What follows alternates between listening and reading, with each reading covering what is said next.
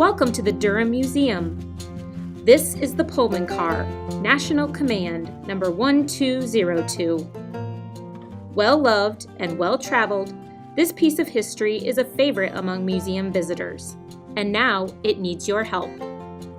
I think it's important to preserve these train cars because it is history. As people come in here, they can see what it was like to travel in the 1950s and 1960s, and we want to keep them looking good. Unfortunately, they've had a lot of wear and tear, particularly the sleeping car, and the carpet's bad, and we need them in good shape so people can really look at this and say, that's what it was like in those days.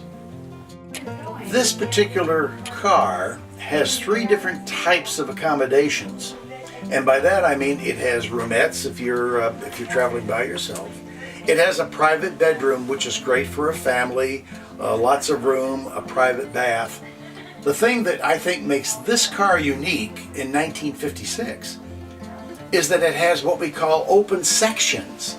In other words, by day, this is similar to a coach. You're sitting right here. At night, this makes into a bed, and we have an upper berth that comes down. The lack of privacy is probably the thing that makes this unique. With an open section, the only privacy you have are those green curtains that you may see in a movie. I like the reaction of the school children coming through. They don't realize this existed back before they were born. I teach them railroad terminology like sleeping at the switch and highballing, which they've never heard of before, so the car gives me an opportunity to educate the school kids that come through the car. Well, I think it's important to show the people how the cars were when they were original, because we've got some wear in that, but it's just good for the people to see how they were in their original condition.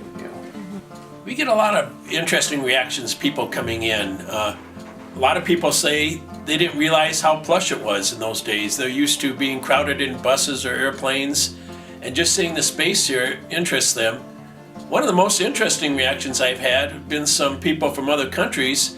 I've had a couple of people say, is this a real car or is this just a model? And I have to say, no, this is a real car. This is what it was like traveling in the 50s and 60s.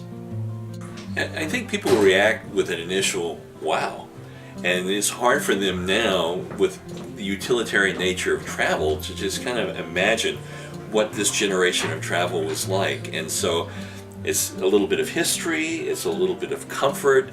It just feels right when they're here.